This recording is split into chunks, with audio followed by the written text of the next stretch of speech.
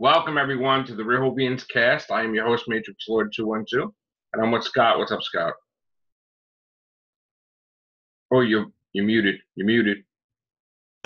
Gift box. Wait, say it again because you were muted. I said, luckily I didn't get a KERBLAM gift box. Because if I did, I'd be popping those that bubble wrap. What the hell happened? Just pretty much to put me out of my misery. What the hell happened? I don't know. This episode. I didn't think it was gonna be that bad. No. It was bad. Now, granted, the bubble wrap notion. I like that. That was a good idea. That's the only reason it wasn't a 2. Yeah, that's why it kept wavering between a 3 and a 4 with me, is because that whole bubble wrap thing. That, I have to say, was. I'm having Cheerios, people. And the fact that one guy had the notion of doing hard copies, put in a filing cabinet to. So I was thinking, well, this is another one of those Beast Below type of things, and then when it turned out to be the actual worse than that. Nah. Yeah. Well, I liked the Beast Below. No, I did too. Yeah. Which yeah, that's what I'm saying. But it was sadly worse than the Beast Below. Yeah. Mm-hmm. We have a trailer that didn't even show up in the trailer. How do you have a trailer with the document companions not even being in the trailer? It might be a good thing. Alan Cummings. Okay. Yeah. And that's who they're promoting, is Alan Cummings. He's coming. All right. What about the doctor? Alan Cummings. What about Doctor? It was so bad this episode, though. Come on. Who did people like this? I don't know. I don't think so. I can't wait till the ratings come in when they're trying to explain why this one was. I'm not hiding my Cheerios. I'm sorry. It might be higher than a point or two than the previous episode, but it's still going to be down in the 600s. The next episode, Zach can't even say this one is going to be great. I don't know. Just because Alan Cummings is in it, right? And that's what people are waiting for. And that's why they'll give it a high mark, because Cummings was in it. All right.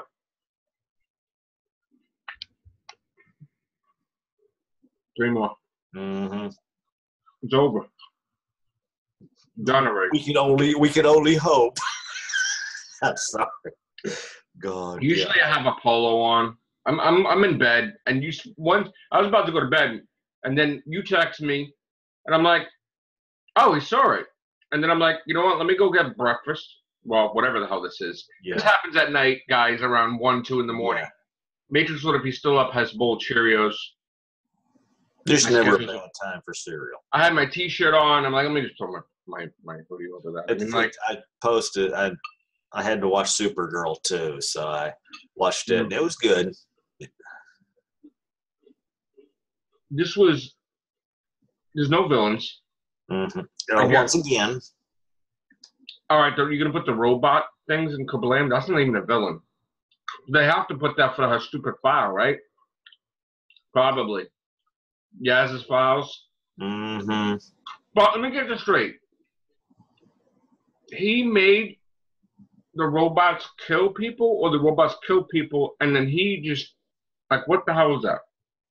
He was this is what made little sense. This is where it gets shady. He wanted more people to work than robots. Yeah, so he started. So he wanted to frame the robots that they're killing people. He pretty much it was if you want to call it industrial sabotage. So wait, basically. He wants more people to work, but why would anybody want to work for a place if they keep dying?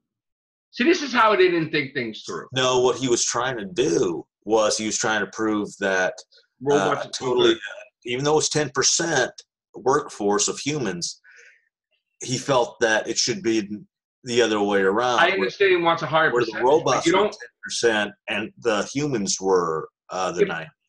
See, no, the robots were the 90% and humans were 10%. But then you would do something with the robots. You wouldn't kill your own people that want to have more jobs.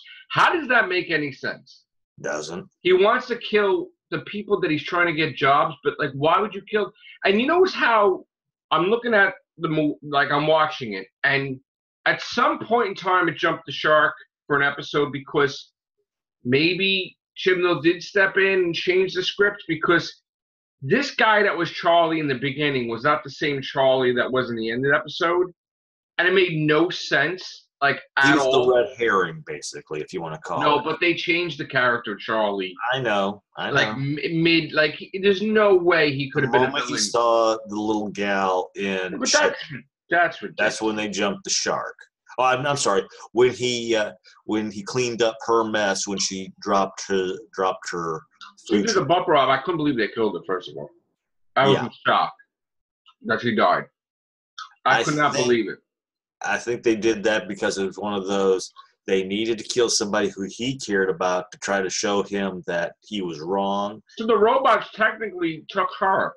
Yeah. And the robots technically... Well, here's the thing, right? The robots killed her, right?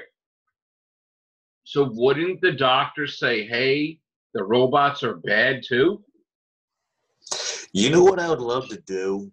Or they all died, so it doesn't matter. What I would love to do is love to take the robots of death, put this episode pretty much this episode's an embarrassment. See how many of those how many scenes were maybe altered in a way, but were, let's just put it this way, parodies of the robots of death. This was a mockery of an episode. Mm-hmm. This shouldn't even be an episode. This shouldn't even be in the glory of Doctor Who lore as an episode. This was a fucking disgrace. Like, I can't even tell you. Like, first of all, did anybody think I was gonna like a retail episode, being that I work in retail? Give me a fucking break, first of all. How fucking stupid is that? I didn't think I was gonna like it. But I didn't think I was going to purely hate it. Yes. Like, I purely hated Love and Monster style. Yeah. It's right there. It was one of those you thought, okay, it was this person. No. And like I said, it was easily, you actually midway through thought, okay, I figured out who the killer is. I figured out what the plan is. But you know what also screwed up?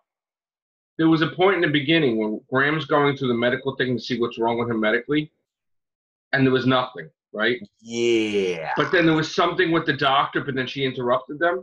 Yeah. Like something's wrong with her and she knows about it? Like, what's that about? Then they pointed out the two hearts. That's what they pointed out. No, but there was something else that was going to come out, right? That she interrupted, like something about there's something wrong. No, wasn't that? No. It was about her two hearts. I thought it was something about something else. Yeah, no. It was definitely about her two hearts.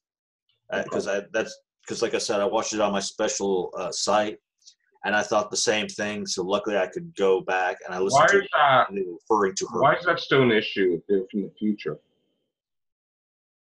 You've never seen people with two hearts before? I don't know. They're trying to make it unique. As though the doctor's the only one who's got two hearts. You know how ridiculous that is now. Come on. Wow, the Witchfinders. Can't wait. Yeah. No, I really can't wait, because I think it's going to be way better than this crap. Yeah, I personally think the Witchfinder should have been this episode and then saved.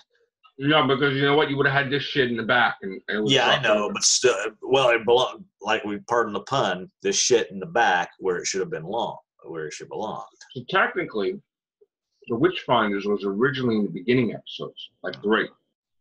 But they pushed it back. So, like, continuity-wise, the Rosa Parks thing, and they didn't. So continuity-wise, their first adventures was with the Witchfinders, right? Mm-hmm. Yeah. Okay. And would you really want Rosa Parks to come after this garbage?